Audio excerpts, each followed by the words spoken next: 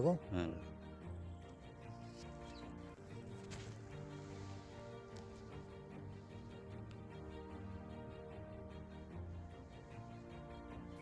आज दिनांक को राज मुच्छाल न्यूज़ टीम मध्य प्रदेश के रतलाम जिला क्षेत्र के जड़वासा में आई है और यहाँ पर अफीम की खेती होती है। यहाँ पर जागरूक किसान जो है प्रकाश जी हैं, इनसे पूरी जानकारी लेंगे अफीम खेती के विषय में। आइए अब जानकारी लेते हैं। हाँ सर, सबसे पहले तो आपको नमस्कार। आपको भी नमस्कार।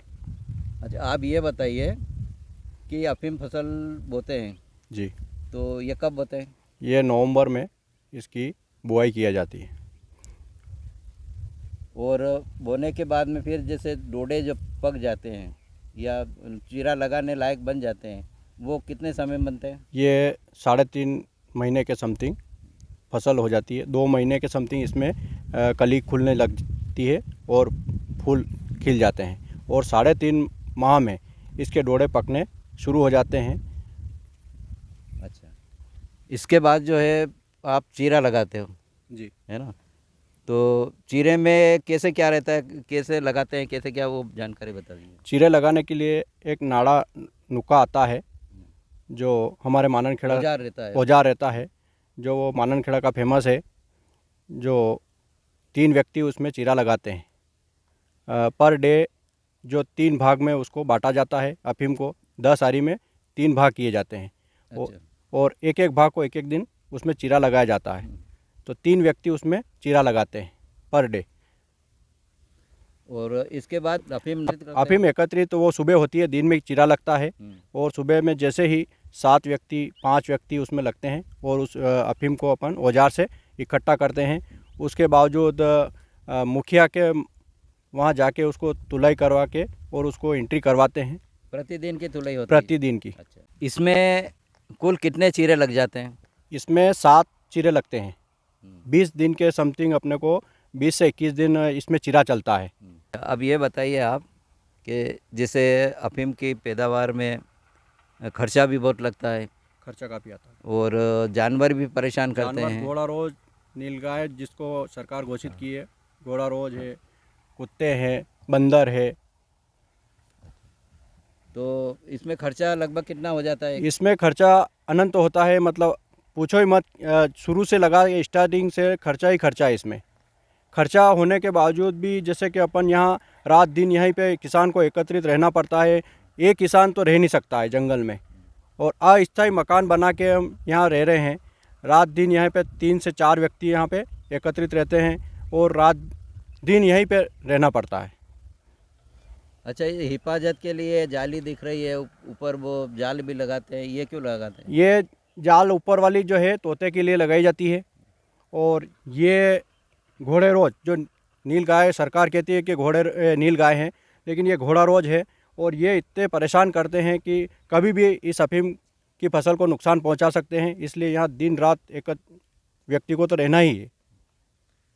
अच्छा, दूसरा जैसे एक तो जिसमें चीरा नहीं लगता है, एक दूसरी पद्धति की रहता है, उसका क्या रहता है? CPS पद्धति होती है। एक तो चीरे वाली और एक CPS पद्धति।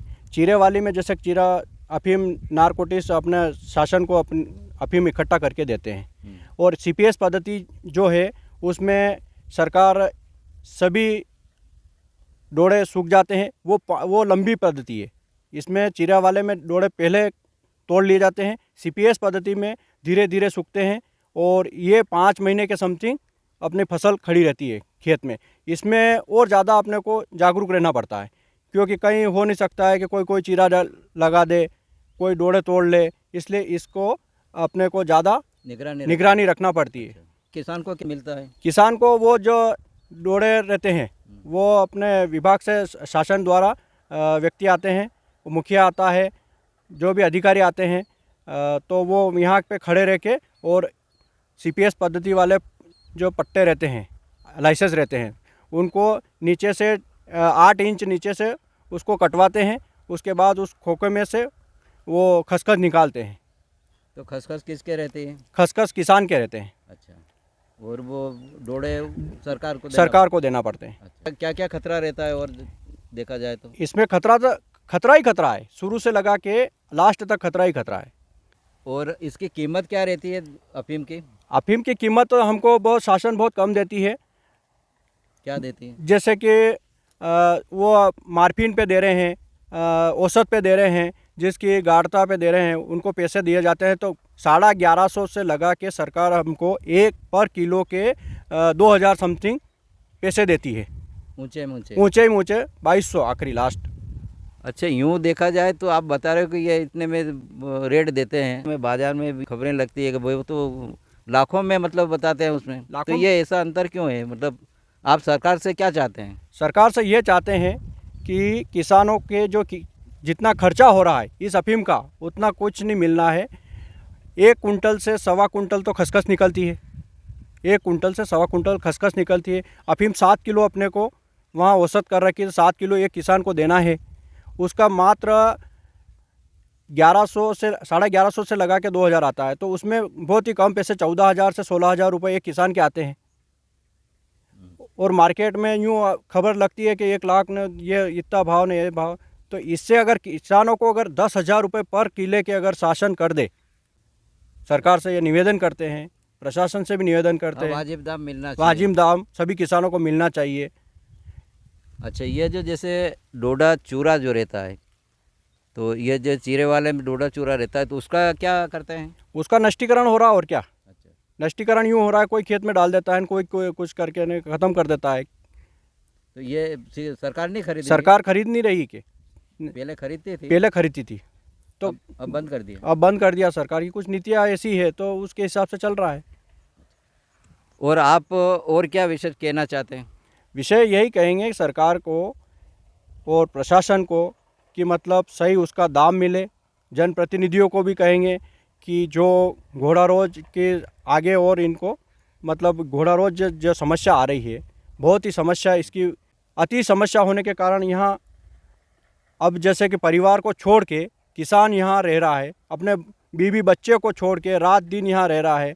ये प्रशासन को भी सोचना चाहिए और जनप्रतिनिधियों को भी सोचना चाहिए और आगे इसका मुद्दा उठाना चाहिए कि घोड़े रोज और इनसे परेशान है किसान, चोरों के भय से परेशान है सभी से, लेकिन किसानों को यही रहना पड़ रहा है। और ख़र्चा भी बहुत आ रहा है सर।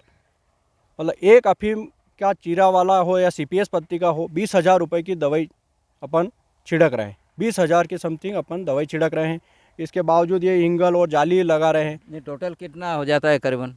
टोटल एक पट्टे में मतलब 1 लाख का खर्चा आ रहा टोटल, क्योंकि जो चीरा लगा रहे हैं व्यक्ति, उसका पर डे का एक मजदूर का 500 रुपये है और 20 दिन तक चलता है चीरा। तो 3 मजदूर चीरा लगाएगा, 30,000 रुपये तो उस चीरे वाले का ही 3 मजदूर के हुए। उसके बाद लुआई के लिए जो 5 मजदूर और लगेंगे, उसके भी वो 250 रुपये पर मजदूर लेते हैं। तो खर्चा बहुत आ रहा है, दवाई का खर्चा, महंगाई बहुत हो रही है, इसलिए खर्चा बहुत है। इसलिए सरकार को भी सबसे पहली मैं किसान होने के नाते प्रशासन को और जनप्रतिनिधियों को और अपने माननीय मुख्यमंत्री जी मोहन जी यादव जी को और सभी को अवगत कराना चाहता हूं कि मध्य प्रदेश की सरकार है और हमारी किसानों की सरकार है। सरकार ने भी ऐसा करना चाहिए कि इस घोड़ा रोज के लिए जाली मतलब बाउंड्री बनाने के लिए सब्सिडी देना चाहिए किसानों को। 50% अगर सब्सिडी दे दे, सभी किसान अपनी ज़मीन को सुचारू रूप से कर सके, घोड़ा रोज से बचा सके। ये मेरी आवाज़ को मीडिया के माध्यम से, आपके माध्यम से मैं पहुंचाना चाहता हूं। और इस वर्ष तो अफीम का जो उत्पादन हुआ है वो बहुत ही कम मात्रा में होगा, क्योंकि मौसम क्लाइमेट जो है, क्लाइमेट अच्छा नहीं रहा है। गर्मी ज़्यादा होने के, तापमान होने के कारण इसमें अफीम में दूध की मात्रा 1 या 2 चीर आने के बाद उसमें अफीम आना बंद हो गया था, दूध आना ही बंद हो गया था सर।